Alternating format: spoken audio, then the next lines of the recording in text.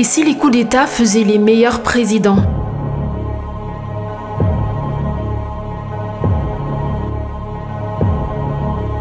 Ce serait un raisonnement dangereux, je vous l'accorde.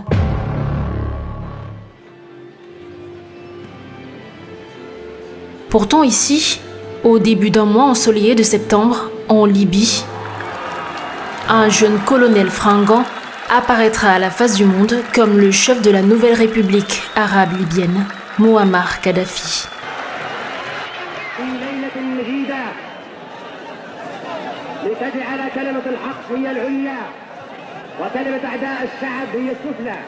Un coup d'État et le vieux roi Idriss Ier Sénoussi est remplacé. Dans la nuit du 31 août au 1er septembre 69, le trône du royaume de Libye devient vacant quand un groupe de jeunes officiers tente un coup d'État qui va changer le destin du pays. Kadhafi renverse la monarchie et pourtant au fil des années, son personnage et son œuvre seront diabolisés. Ici, une image différente du dictateur le plus célèbre d'Afrique sera présentée, son héritage. Quelle est l'œuvre politique, culturelle et sociale de ce grand homme qui marquera l'histoire de l'Afrique tout entière ? Il est né dans une région désertique de la Libye en 1942. Il est le tout premier de sa famille à aller à l'école, particulièrement doué, assidu et travailleur. Il apprendra à lire à 9 ans. Au fil du temps, la lecture deviendra une véritable passion. Dans les livres, il développera davantage l'amour pour son pays. Initialement étudiant en droit, il décidera de s'enrôler dans l'armée, avec l'objectif de sauver la Libye de l'influence occidentale. En 1969, il finira par prendre le pouvoir parce que l'Occident aura décidé d'appeler à un coup d'État. Un mot négatif. En France, on parlera de la prise de la Bastille, de révolution. En Afrique, on parle de coup d'État. Il sera victime de cette mauvaise médiatisation toute sa vie, son œuvre, dévalorisée ou encore diabolisée. Pourtant, le révolutionnaire aura destitué la monarchie et aussitôt installé un régime démocratique dans le pays.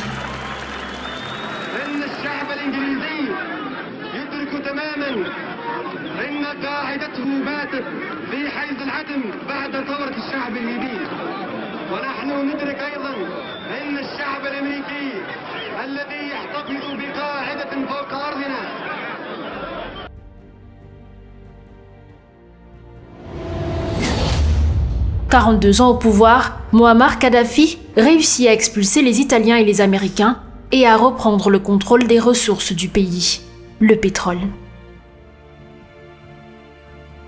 Il enrichit la Libye et en fait une nation prospère. Il se concentrera sur la santé, l'éducation, la sécurité et les infrastructures du pays.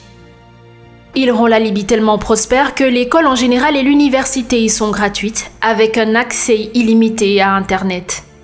Il offrira des bourses à tous les étudiants qui souhaiteront aller faire des études qui ne sont pas proposées en Libye. Les soins de santé y sont gratuits, de la vaccination à l'hospitalisation, tout est pris en charge par le gouvernement. L'eau courante et l'électricité en Libye sont gratuits. La Libye possède alors le meilleur système social et de santé du monde. Il supprime toutes les lois misogynes qui existent dans le pays et condamne fermement le mariage forcé. Il décrétera que toutes les filles auront le droit d'aller à l'école. Il permettra à ces femmes l'accès à toutes les possibilités d'emploi, même dans l'armée. Il se constituera d'ailleurs sa propre armée de femmes uniquement, l'unité d'élite féminine de la Libye. Le héros verra plus loin, pas seulement la Libye, mais l'Afrique. Une aide financière est accordée à tout autre pays d'Afrique dans le besoin. Une vision, celle des États-Unis d'Afrique. À partir de là, il deviendra l'ennemi des forces occidentales, la bête noire de la France. Un dictateur, un terroriste, dans les médias européens. Kadhafi continue pourtant d'aider les pays voisins grâce au pétrole. Il financera le lancement d'un satellite qu'il mettra à la disposition de toute l'Afrique. Il les libérera alors des prix exorbitants taxés par les entreprises européennes et américaines. Il supprime donc l'impôt exorbitant que l'Afrique doit payer à l'Occident pour avoir accès à la télévision. Les réalisations de son Excellence Moammar Kadhafi se comptent par centaines. Entre le visionnaire et le passionné, la ligne est très fine, trop fine.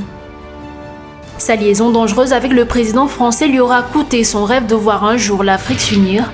En 2011, Nicolas Sarkozy décide de tourner le dos à Moammar Kadhafi et soutient militairement des rebelles à Benghazi.